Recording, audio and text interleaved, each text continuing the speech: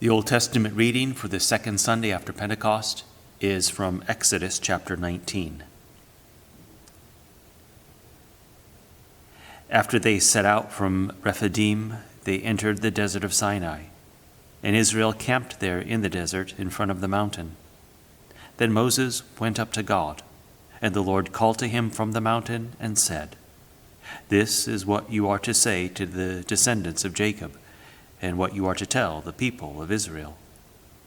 You yourselves have seen what I did to Egypt, and how I carried you on eagle's wings and brought you to myself.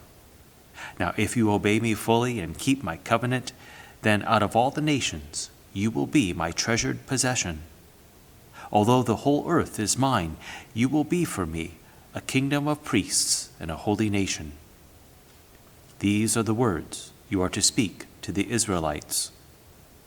So Moses went back and summoned the elders of the people and set before them all the words the Lord had commanded him to speak. The people all responded together, "We will do everything the Lord has said." So Moses brought their answer back to the Lord.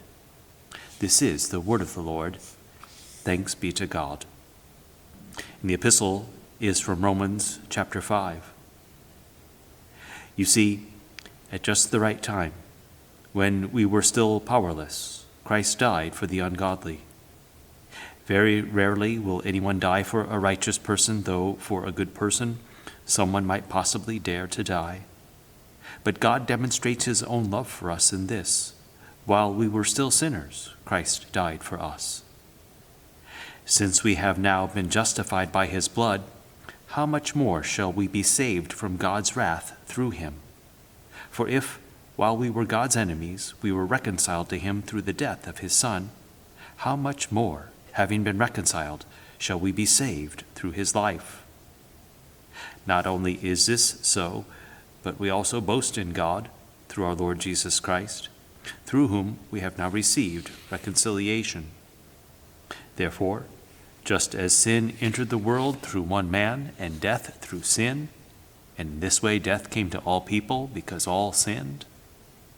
To be sure, sin was in the world before the law was given, but sin is not charged against anyone's account where there is no law.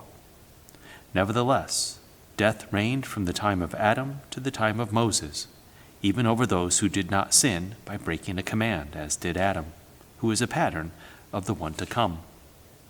But the gift is not like the trespass. For if the many died by the trespass of the one man, how much more did God's grace and the gift that came by the grace of the one man, Jesus Christ, overflow to the many? This is the word of the Lord. Thanks be to God. The Holy Gospel, according to St. Matthew, the 9th chapter. Jesus went through all the towns and villages, teaching in their synagogues, proclaiming the good news of the kingdom, and healing every disease and sickness. When he saw the crowds, he had compassion on them, because they were harassed and helpless, like sheep without a shepherd. Then he said to the disciples, "The harvest is plentiful, but the workers are few. Ask the Lord of the harvest, therefore, to send out workers into his harvest field." And Jesus called his 12 disciples to him and gave them authority to drive out impure spirits and to heal every disease and sickness. These are the names of the 12 apostles. First, Simon, who is called Peter, and his brother Andrew. James, son of Zebedee, and his brother John. Philip and Bartholomew. Thomas and Matthew the tax collector. James, son of Alphaeus, and Thaddeus. Simon the zealot, and Judas Iscariot, who betrayed him. These 12 Jesus sent out with the following instructions: "Do not go among the Gentiles or enter any town of the Samaritans. Go rather to the lost sheep of Israel. As you go, proclaim this message: the kingdom of heaven has come near. Heal the sick, raise the dead, cleanse those who have leprosy, drive out demons. Freely you have received, freely give.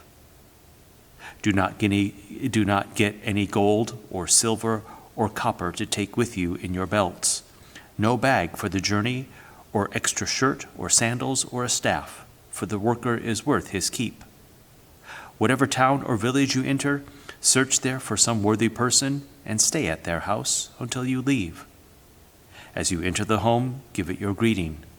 If the home is deserving, let your peace rest on it.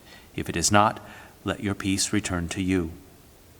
If anyone will not welcome you or listen to your words, leave that home or town and shake the dust off your feet. Truly I tell you, it will be more bearable for Sodom and Gomorrah on the day of judgment than for that town. I am sending you out like sheep among wolves. Therefore, be as shrewd as snakes and as innocent as doves. Be on your guard. You will be handed over to the local councils and be flogged in the synagogues. On my account, you will be brought before governors and kings as witnesses to them and to the Gentiles. But when they arrest you, do not worry about what to say or how to say it. At that time, you will be given what to say, for it will not be you speaking, but the Spirit of your Father speaking through you. This is the gospel of the Lord.